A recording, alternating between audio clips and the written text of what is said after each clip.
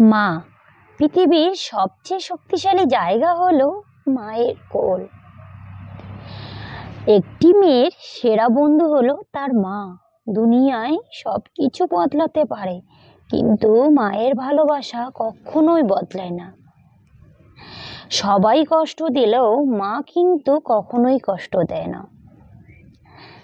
মা মানে মায়া, মা মানে ছায়া, মা মানে স্নেহ, মা মানে মমতা।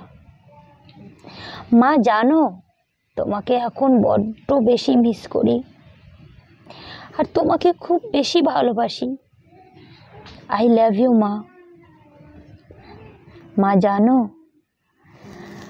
আমি এখন তোমার মতো হয়ে গেছি।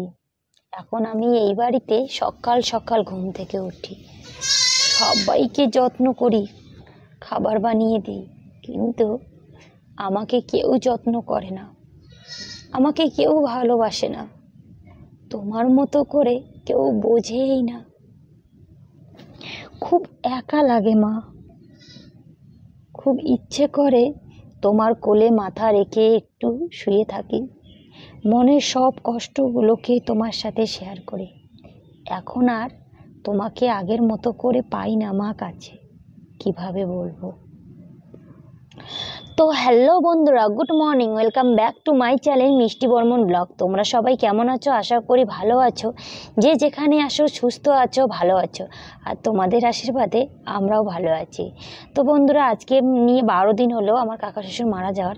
তো আজকে হচ্ছে আমাদের যে সমস্ত কাচাকাচি লেপাকচা সমস্ত কিছু করতে হয়, পরিষ্কার পরিচ্ছন্ন।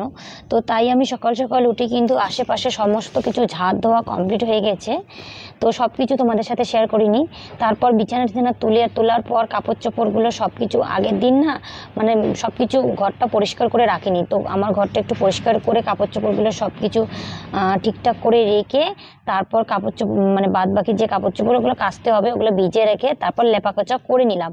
তো করার পর কাপড় চোপড় কাচা, স্নান করা, তো সমস্ত কিছু করতে করতে না 10টা হয়ে গেছে। আর এদিকে যেহেতু আমার ছেলের এক্সাম আছে, তো ওকে তো রেডি করে দিতে হবে বলো। তো বাবু সকালবেলা শুধু বিস্কিট খেয়ে আছে 10টা পর্যন্ত। তো কাজের দিন চাপে না বাবুকেও ঠিকঠাক করে খাওয়াতে পারছি না, তাই ভাবলাম যে ওকে আগে রেডি করে দেই, তারপর আমরা খেয়ে নিই। তারপর রুটি, আলু সেদ্ধ আর চা নিয়ে নিয়েছি। তো বাবু আলু সেদ্ধ দিয়ে খাচ্ছে। ওকে খাওয়া দাওয়া করার পর ওর বাবা আজকে নিয়ে যাবে। আজকে না আমি স্কুলে যাব না, কারণ দেখো মানে এত কিছু কাজ করার পর না কার মন চায় বলো তো যে কাজ বাজ স্কুলে যাই। তো আবার ওই বাড়িতে যেতে হবে। দুপুরবেলা বাবুর জন্য খাবার রেডি করতে হবে, প্লাস আমাদেরও খাবার রেডি করতে হবে। তো এদিকে দেখো, দুপুরবেলা তোমাদের সাথে আর কিচ্ছু শেয়ার করিনি। এখন কিন্তু বিকেল হয়ে গেছে। বাবুর একটা শর্ট ভিডিও বানালাম, তো সেটাই পোস্ট করে দিলাম।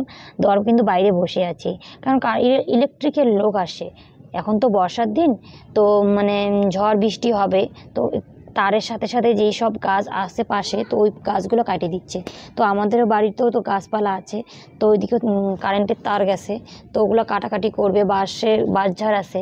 তো বর ওইখানে গেল, আর আমি আমার ছেলেকে নিয়ে এখানে বসে আছি। আর দেখো কালুকে নিয়ে কত দুষ্টুমি। আর কালু এত দুষ্টু কি বলবো, মানুষের পাশাপাশি থাকতে হয়। আর এদিকে দেখো আমাদের নটকাগুলো কিন্তু ধরে গেছে, মানে আম, কাঁঠাল, লিচু সব গাছে ফল ধরে আসে। তো সব কিছু শেয়ার করলাম না। আর এদিকে দেখো বর এই যে দেখো বাঁশগুলো কাটছে, তো ওগুলো এখন মানে আমাদের বাগানে ফেলে রাখতেছে, যেহেতু মানুষের ওইদিকে কাটছে। তো তারপর দেখো আমরা যাচ্ছি এখন হচ্ছে ওই বাড়ি ছেলেকে নিয়ে। বর বলতেছে যে আমাকেও নিয়ে যাও, একসাথে যাই। না থাক, একসাথে যেতে হবে না, তুমি এসো, আর আমি আর আমার ছেলে আগে যাই, কারণ আমার এসে তো আর রান্না করতে হবে। কিন্তু কিন্তু কিন্তু ওইখানে গিয়ে দেখলাম আমাকেই রান্না করতে বলে কি আজকে সবাই মিলে খাবো। আর সবাই মিলে খেলে কিন্তু মানে লবণ ভাতও খাওয়া যায়, তাই না বলো? তো এদিকে দেখো আমি সেদ্ধ ভাত বসাই দিয়েছি, আর এদিকে ডালটাও কাকি শ্বশুর বসাই দিয়েছে।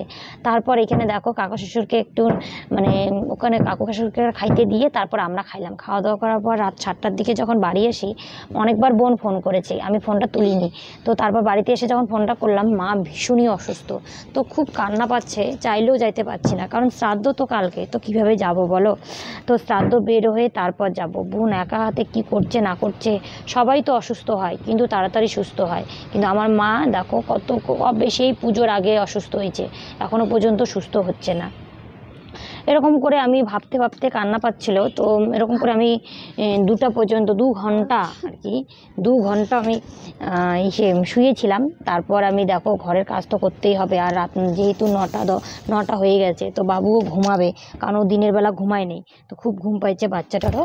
তো তাই ওকে খাওয়াই ঘর টর গুছিয়ে দরজার জানালার পর্দা লাগিয়ে বাবুকে ঘুম পাঠাবো। তো চলো আজকের ভিডিওটা এখানেই শেষ করছি। আমাদের ভিডিওটা ভালো লাগলে লাইক শেয়ার কমেন্ট করবে, চ্যানেলটাকে